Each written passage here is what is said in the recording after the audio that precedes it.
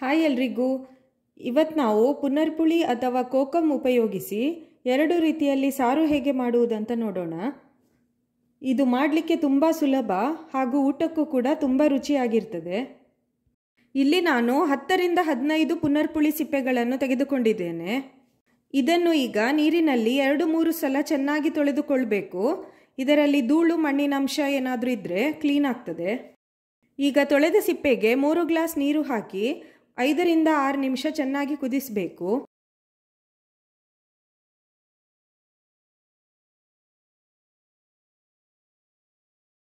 ಯಾವಾಗಲೂ ಒಂದೇ ರೀತಿಯ ಸಾರು ತಿಂದು ಬೇಜಾರಾದಾಗ ಈ ಥರ ಕೋಕಮ್ ಸಾರು ಮಾಡಿ ನೋಡಿ.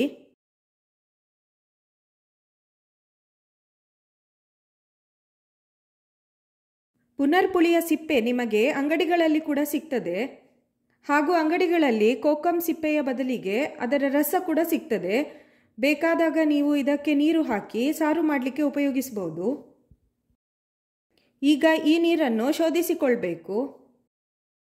ಇದು ಆರೋಗ್ಯಕ್ಕೂ ಕೂಡ ತುಂಬ ಒಳ್ಳೆಯದು. ಅದರಲ್ಲೂ ಪಿತ್ತದ ಸಮಸ್ಯೆ ಇರುವವರಿಗೆ ಇದು ತುಂಬ ಒಳ್ಳೆಯದು.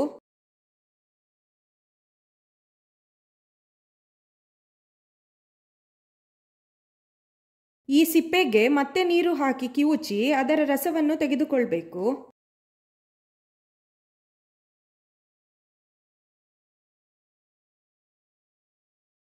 ನೆಗಡಿ ಆದಾಗ ಬಾಯಿಗೆ ರುಚಿ ಇಲ್ಲದಿರುವಾಗ ಈ ಥರ ಸಾರು ಮಾಡಿಕೊಂಡ್ರೆ ಊಟಕ್ಕೆ ತುಂಬ ಚೆನ್ನಾಗಿರ್ತದೆ.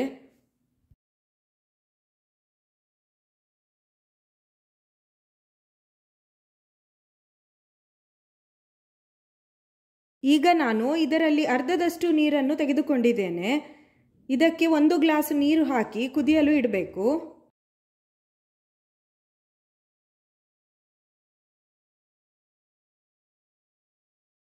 ಎರಡು ಕಟ್ ಮಾಡಿದ ಹಸಿಮೆಣಸಿನಕಾಯಿಯನ್ನು ಹಾಕಿ ರುಚಿಗೆ ತಕ್ಕಷ್ಟು ಉಪ್ಪು ಮತ್ತು ಬೆಲ್ಲವನ್ನು ಹಾಕಿ. ಬೆಲ್ಲದ ಪ್ರಮಾಣವನ್ನು ನೀವು ನಿಮ್ಮ ಟೇಸ್ಟ್ಗೆ ಅನುಸಾರವಾಗಿ ಹೆಚ್ಚು ಕಡಿಮೆ ಮಾಡಿಕೊಳ್ಬೋದು. ಇದರ ಸಾರು ಹುಳಿ, ಖಾರ, ಸಿಹಿ ಎಲ್ಲ ಸರಿಯಾಗಿ ಇದ್ದು ತುಂಬ ಟೇಸ್ಟಿಯಾಗಿರ್ತದೆ.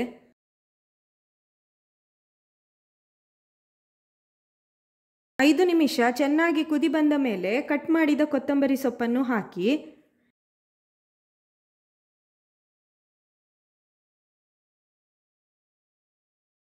ಈಗ ಇದಕ್ಕೆ ಒಗ್ಗರಣೆ ಮಾಡಬೇಕು.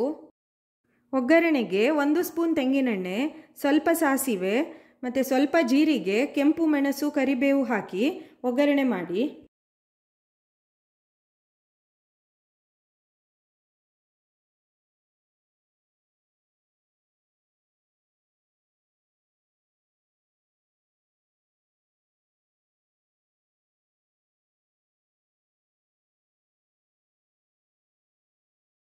ಈಗ ಇನ್ನೊಂದು ರೀತಿ ಸಾರು ಹೇಗೆ ಮಾಡುವುದು ಅಂತ ತೋರಿಸ್ತೇನೆ.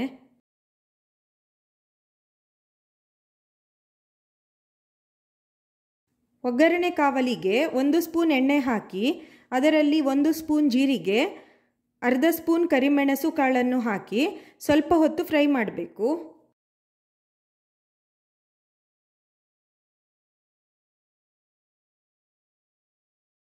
ಇದಕ್ಕೆ 1ರಿಂದ 2 ಕೆಂಪು ಮೆಣಸನ್ನು ಹಾಕಿ ಫ್ರೈ ಮಾಡಿಕೊಳ್ಳಿ.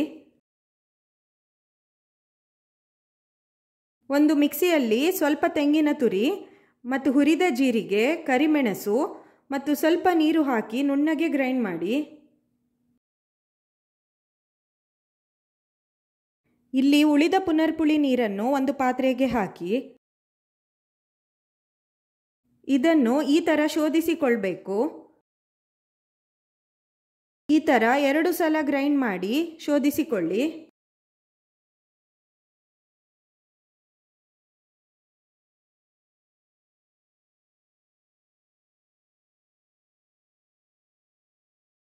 ಈ ಸಾರನ್ನು ಬಿಸಿ ಮಾಡಲಿಕ್ಕೆ ಇಲ್ಲ. ರುಚಿಗೆ ತಕ್ಕಷ್ಟು ಉಪ್ಪನ್ನು ಹಾಕಿ ಚೆನ್ನಾಗಿ ಮಿಕ್ಸ್ ಮಾಡಿ. ಈಗ ಇದಕ್ಕೆ ಒಗ್ಗರಣೆ ಮಾಡಬೇಕು.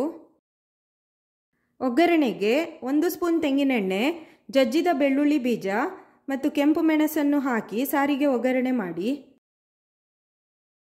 ಈ ಎರಡೂ ರೀತಿಯ ಸಾರು ಕೂಡ ಅನ್ನಕ್ಕೆ ತುಂಬ ರುಚಿಯಾಗಿರ್ತದೆ. ಸೂಪ್ ಥರ ಕುಡಿಲಿಕ್ಕೆ ಕೂಡ ತುಂಬ ಚೆನ್ನಾಗಿರ್ತದೆ. ಒಂದು ಸಲ ಮನೆಯಲ್ಲಿ ಮಾಡಿ ನೋಡಿ.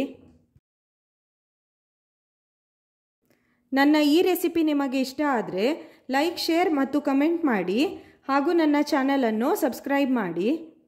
ಇನ್ನೊಂದು ಹೊಸ ರೆಸಿಪಿಯೊಂದಿಗೆ ಮತ್ತೆ ಸಿಗೋಣ. ಬಾಯ್ ಎಲ್ರಿಗೂ.